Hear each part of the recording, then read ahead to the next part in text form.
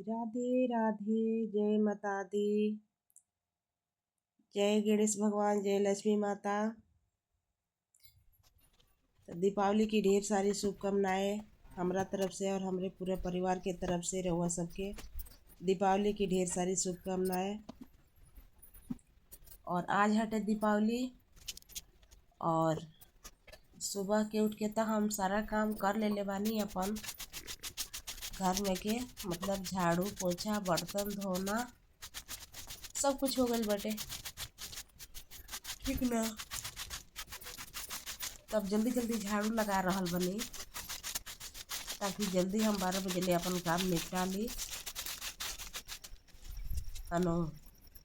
ऐसे देखी लो बहुत जल्दी जल्दी हम काम कर रहल बनी कि 12 बजे ले काम निपटा ले के बाद राखी कढ़ा गई। अब लेके आयल बनी लिपाई करे खातिर। आई कोहड़ा हटे लगौले बाई लो नहीं अपन से जमल बा जंगल में। तो देखी चूल्ही के लगे हमरा पसर के आ गई रहल।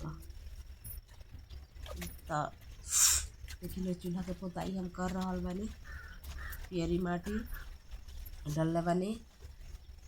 और अब देखी जो जन हारा बाल्टी लगता लकड़ी पर वही बाल्टी में हम लिपेनी, ठीक ना। तो आज ओ में ना लिपनी है, आज भगवाना में लिपे खातिर बैठल बनी। तो भगवाना में का बा, गाय की गोबर बटे और पियरी माटी बा और पानी में, ठीक ना। तो गाय के गोबर डाले के चाहिए, गाय के गोबर बहुत शुभ होखेला। तो गाय के गोबर से पोताई कर रहल बानी, रउआ सभी देख रहल बानी लोग। और जल्दी जल्दी अपना काम में लागल बानी ताकि जल्दी जल्दी हमारा काम निपट जाए, ठीक ना। तो रउआ सभी लास्ट तक हमारा वीडियो में बन रहे लोग। अगर जे हमारा वीडियो अच्छा लगे तो रउआ सभी चैनल के सब्सक्राइब और लाइक शेयर जरूर कर देंगे, ठीक ना। देखी लो हाँ लिप रहल बानी कौने तरीका से दिवाली की तैयारी कर रहल बानी।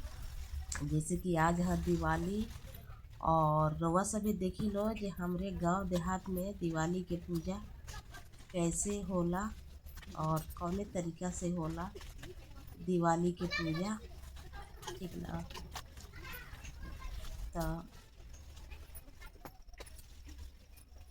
जैसे हम पूजा करे जाए रउआ से जरूर देखाए।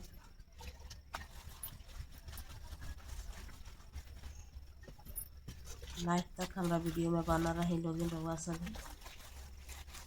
ठीक। एक बार रउआ सब देखी लोग जीव थक गई बाटे घुसकत घुसकत। एगो तो मोट देह बाटे और घुसकल नहीं बना, बाकी फिर भी हम हिम्मत नहीं हारा। वहीं में घुसे घुसे के हम घर पोताई कर रहल बानी। अब नहा धोवा के हम आ गए नी हेलो गाइस, आज है दीपावली। हम जल्दी जल्दी खाना बनाओ तनी। हमने के यहाँ दीपावली के दिन बनेला दाल भात झूरी पकौड़ी ये सब बनेला।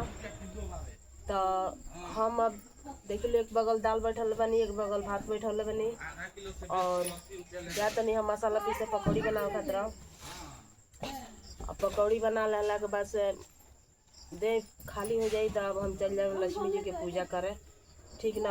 तो रोज सब हम देखाए रोज सब लास्ट तक हमारा वीडियो में बना रहे लोग। कितना ले आइल बड़ा? 80 रुपया के लिए है। देख भाई 80 रुपया के आवे क्यों मान क्या कहीं ले लेती? 80 रुपया किलो बा। में तो वो खाली ना रे चढ़ावे के बा कहीं कौन छोड़ी। अरे झूठ मत कर, एकदम ही पागल बाटे। इधर में धर, अरे धर देखा तनी हम अब जो पूजा तो रेन पर नहीं बकिना महान जो दिया बा माने हमरा रउआ लोग के घरे रउआ लोग के लइका तंग करेला सन का? कमेंट बॉक्स में जरूर बताए लोग। हमार लइका हमके बहुत तंग कर देता रसा। लेकिन कोबिया महंग नहीं लियो। आ गोभी 80 रुपया किलो बाटे, बताइए 140 रुपया 140 140। हां 140 रुपया किलो बा गोभी। पता ही का बन गए जकरा कालो को आज या देखी कहीं लो ले लेती हई दुइये गो चढ़ल बा कोबी रवा सबे देख सकत तो सब बन है जाई। दुइये गो 80 रुपया का नहा ली ना जे नहाला है ले जा बाबा 150 रुपया चोरैला बा 100 गो तोर 250 खा गलेगा ती का छोड़ देना हमको कहला ना साइड से हटी लगल बा तो हम अब चल तनी मसाला पीसे खाली मरचा पीसे के बाटे आ रेडीमेड मसाला बाटे भूखल मसाला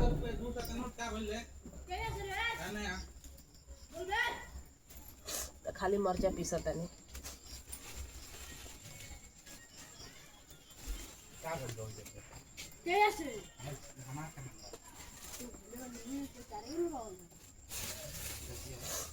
सब आई बालू उजड़ कर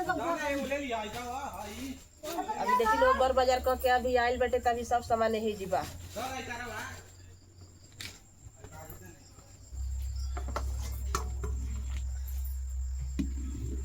भगावना में भात बैठल बनी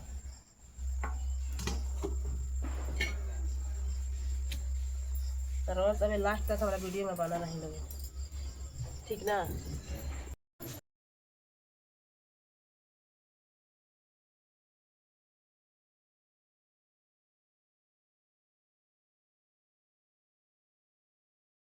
सिली धो रहल बानी रउआ सबे देख रहल बानी लो खाली मरचा पीसे के बाटे दोसर कुछ नहीं के पीसे के और मरचा देखी लो है दे करिया पोलोथीन में ले ले बानी पीसे खातिर और देखी लो कौने तरीका से मसाला पीसत तनी और कौने तरीका से हमनी के दिवाली के दिने का बनेला और कैसे पूजा होला और पूजा में का लागेला और कौने तरीका से पूजा होला रउआ सबके सब देखे के मिली हमरा वीडियो में वीडियो फुल वॉच करेम लो तो सब कुछ देखे के मिली और वॉच ना करेम लो तो कुछ देखे के ना मिली ठीक ना तो देखी लो उतना मरचा ले ले बनी हमके लागत है जे ज़्यादा तीत हो जाई पकौड़ी देखी 2-4 गो निकाल देहनी और ये हाँ देखी लो पीस रहल बनी कौनी है तनी मोटा हाने दरदारे पीसा तनी ज़्यादा में ही पीसल ठीक नहीं है और मोटा मसाला पीसाला ना तो ओके स्वाद कुछ और लगेला बहुत अच्छा लगेला ठीक ना देखी लो भुइयाँ और मरचा गिर गल बाटे तो उठा के धो के पानी में और डाल देने वही में देखी लो लइका आयल बड़ा सब मारा मारी करते देख लो देख लो ना मारा मारी जारी बाटे दोनों जना में ठीक ना अभी मोबाइल पटके के कहत हटे डांटला पे इहो गुस्सा हो जाता रहा तरवा सबे देखी हम चूल्हे के पास अपने आ गए नहीं और मसाला पीसल का छोड़ के हम गए नहीं अपने के डांट लगावे खातिर ना डांटल जाए तो जुझाली हंसा लड़ाई झगड़ा मानी जे दोनों लड़का अपने हुआ सन तो केकरा के मारल जाए केकरा के ना मारल जाए ठीक ना तो हम आ गए चूल्हे के पास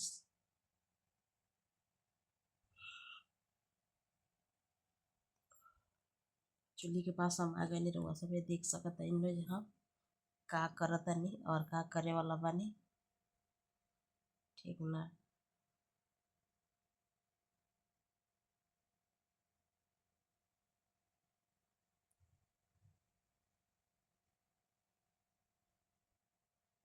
गोल कमाए देखी लोगे न दे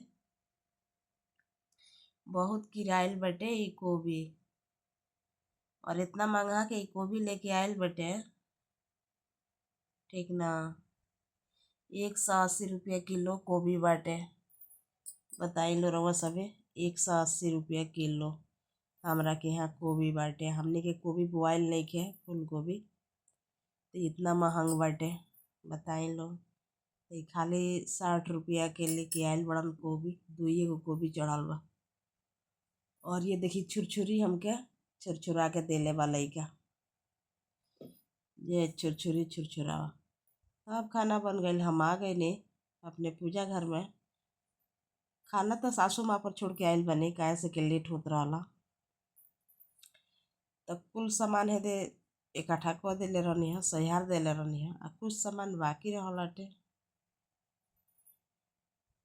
तरवा सबे देख सकत लो, चुंदरी है लक्ष्मी माता के और गणेश भगवान के उड़ा रहल बने, ठीक ना। रवा सबे देख सकत लो, तेल डालता निकल के, तेल की कमी नहीं है, तेल पेराइल बटे। देखी लो है में 1 क्विंटल तेल पेराइल बटे। तेल हमने के घरे तेल किने के ना पड़ेला, तेल सब सरसों घर ही होला। सासू माँ पेरवा के मंगावे नहीं, देख सकत रवल, ठीक ना। वीडियो तनी लंबा होई, लेकिन वीडियो के रवलो फुल वॉच करे लो। देखिए लो स्वास्तिक बनले बनी, रवलो के कैसन लागता स्वास्तिक, कमेंट बॉक्स में जरूर बताए लो कि हमार स्वास्तिक कैसन लागत अटे। और स्वास्तिक चाहे रंगोली बनावे के चाही लक्ष्मी माता के सामने सामने बना के रखे के चाही।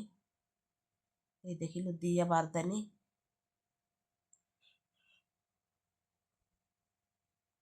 अरे वो सबे देख सकत लो, बतिया पिए रहल बने अभी।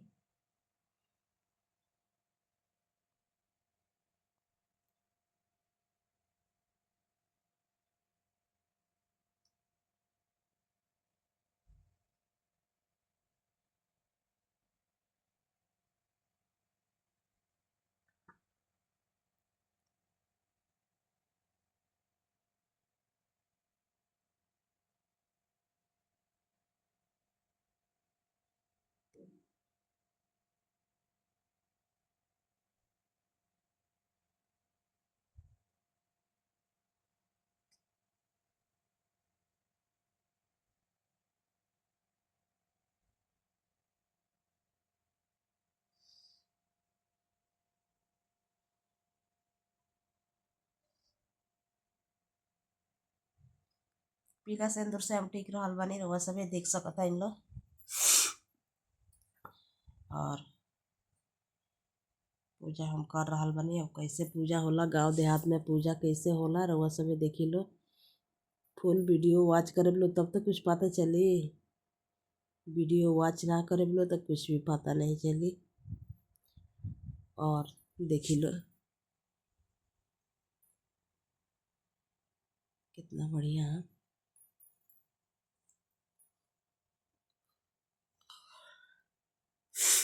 लक्ष्मी माता गणेश जी बानी लो, और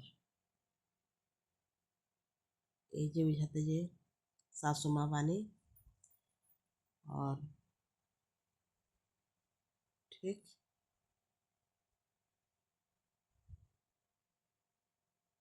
देखी लगिन कौन धीरे धीरे सामान हम सरियाओ तनी चढ़ावा खातिर माता रानी के। ये मोती चूर के लड्डू आयल बटे। मोती चूर के लड्डू बहुत फेमस है, रउआ सबके तो मालूम बटे, जो मोती चूर के लड्डू बहुत फेमस है। तो देखी लो रउआ सब,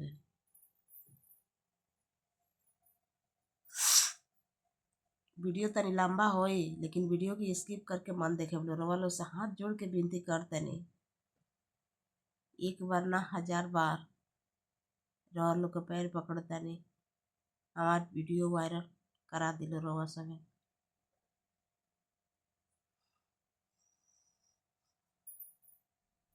देख लो ऋतु फल बटे, चढ़ा दे तनी। कमेंट बॉक्स में ज़रूर बताए लो कि पूजा ढंग से हम कैनी है कि ना, और पूजा विधि हमार कैसन लागल। आ गए हमार लाला आके सामने खड़ा हो गए। अभी इनका मालूम नहीं कि मम्मी वीडियो शूट करते रही, ना तो इस सामने नहीं आते, खुद हट जाते। वो सब देख सकते हैं।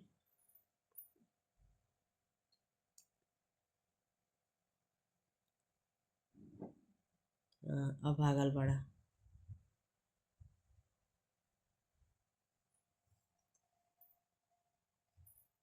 रवा सब देख सकते हैं। हम अब फिर से बतासा चढ़ावत नहीं, ठीक ना।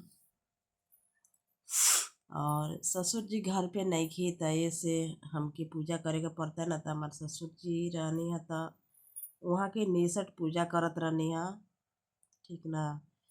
तो अब कई साल से नहीं रहत, कहीं चल जातनी केहू बोला ले तनी लोग पूजा करावे खातिर दीपावली के, तो चल जानी पूजा करावे, ठीक ना। तो रउआ सब देख सकते हैं लोग, हम खुद करतनी पूजा। यह दिया कनिया पंचो के दिया भी जरा दी।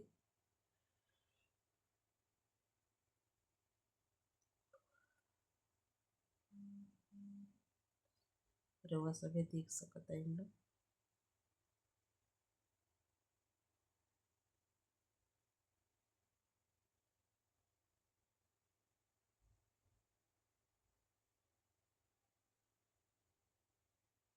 देख सकते हैं रउआ लोग। बतिहर करू के तेल में भेवले बनी, और बतिहर छान छान के हम मिट्टी के दिया में रख रहल बनी। आज हम पीतल के दिया नहीं की जरौले, जैसे कि पीतल के हम दिया रखले बनी। तो दीपावली के दिन पीतल के दिया में दिया ना जरावल जाला, मिट्टी के दिया बहुत शुभ होखेला, बहुत शुभ होखेला। तो ऐसे मिट्टी के दिया जरावे के चाही, ठीक ना। तरवा सब देख सकते हैं लोग कि अभी तेल डाल रहल बने दिया में। एक घनी भर दे, ये धीरे धीरे रात भर जरत रहे, ठीक ना। और देखी लो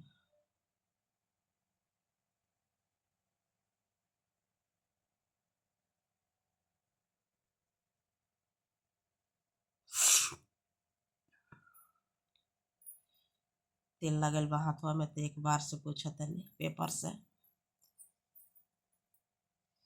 तब दिया जरावतनी। एगो तो दिया हम पहले ही से प्रज्वलित कर देले रहनी है, ठीक ना। तो ये 5 गो दिया हम जरा रहल बनी उजा।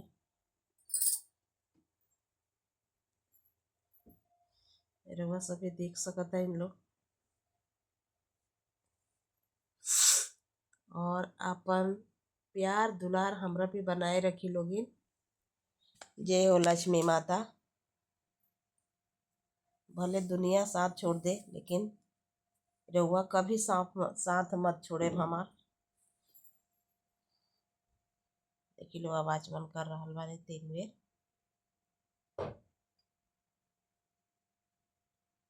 हाँ, अब बुझाता जे अब आरती हुई।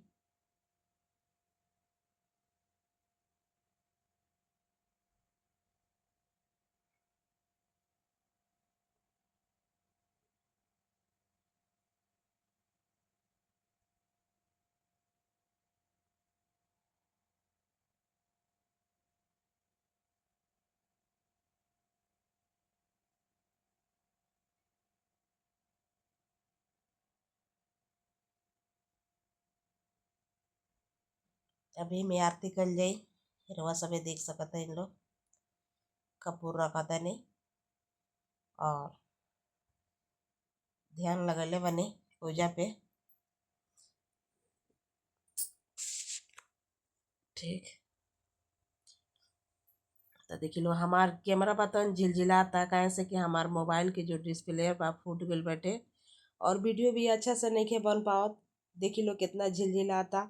तो रउआ लोग से क्षमा चाहतनी कि भले वीडियो हमार जैसन भी बा, रउआ सभे हमारा वीडियो को वायरल कर देम लो, और ज़्यादा से ज़्यादा सपोर्ट करम लो रउआ सभे। काहे से कि हमार मोबाइल के डिस्प्ले फूट गल बाटे, और हम मोबाइल नहीं किन पावत, कहाँ से किने। हम सोचे तनी कि कैसे कैसे अपन वॉच टाइम हम पूरा कर ली, ओकरे बाद से मोबाइल ले। मोबाइल हमार देखे वाला नहीं खे, बहुत बेकार हो गई बटे, लेकिन मजबूरन वीडियो बनावे के पड़ता। वीडियो भी अच्छा नहीं खे आवत, डिस्प्ले फुटला के चलते। तब आरती कर रहा बानी, रउआ सब देखी लोगी।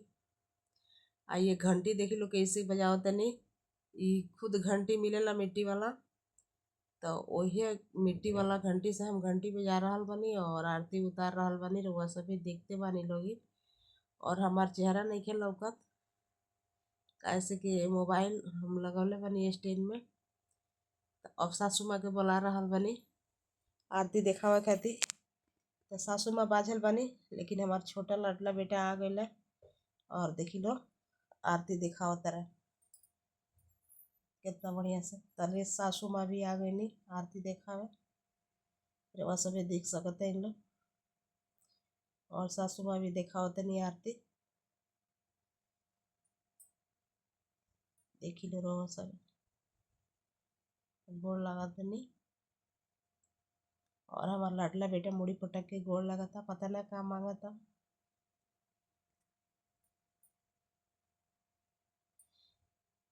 वीडियो तो अब ज़्यादा लंबा हो जाई, हम अब ज़्यादा लंबा कल नहीं चाहत। रउआ सब हमार वीडियो को फुल वॉच करे लोगे न, रउआ लोग से हाथ जोड़ के विनती करते नहीं, ठीक ना। बहुत रउआ लोग को पुण्य होई, हमार वीडियो फुल वॉच करे लो तो बहुत ज़्यादा पुण्य होई रउआ लोग के। एगो गरीब के मदद करी लोगे, हम उतना कोनो अमीर नहीं खे, ठीक। हम बहुत गरीब बानी, दिल के अमीर बानी, दिल के अमीर बानी, लेकिन धन में गरीब बानी। और रउआ सब हमारे वीडियो को फुल वॉच करे लो। अब वीडियो हम बंद करता रही ना, तो वीडियो ज़्यादा लंबा हो जाए, ठीक ना। अब वीडियो के हमरा फुल वॉच करे रोलो से बार बार एक के विनती बाटे कि वीडियो को फुल वॉच करके देखे लोगिन। हमरा वॉच टाइम के बहुत जरूरी बाटे। हमारा वॉच टाइम पूरा हो जाए ना, चैनल मोनेटाइज हो जाए, तो अपना के मोबाइल हम बढ़िया खरीदें वीडियो बनावे खातिर, ठीक। तब वीडियो हम रखा तनी, देखी लो दे दिया जरा तटे, और ये मिठाई चढ़ावले बने, सब कुछ रोलो को दिखाते बने। अब वीडियो हम बंद करते नहीं, ठीक बा, ज़्यादा लंबा हो जाए। लंबा हो गई बटे, तो रोलो से क्षमा चाहता नहीं कि रउआ सभी वीडियो को फुल वॉच करे लोगे। जय लड्डू बाबू, हे लक्ष्मी माता, अपन कृपा बनौले रही हम पे। हे गणेश भगवान, अपन कृपा बनौले रही लोगी, और दिन दूना रात चौगुना करी लोगी। और हमके ज़्यादा से ज़्यादा रउआ सभी सपोर्ट करी लोगी, अपन प्यार दुलार हम पे बरसाई लोगी, और हमरे जनता जनार्दन पे बरसाई लोगी, ठीक। तब तक के लिए वीडियो बंद करते नहीं। जय श्री राम, राधे राधे।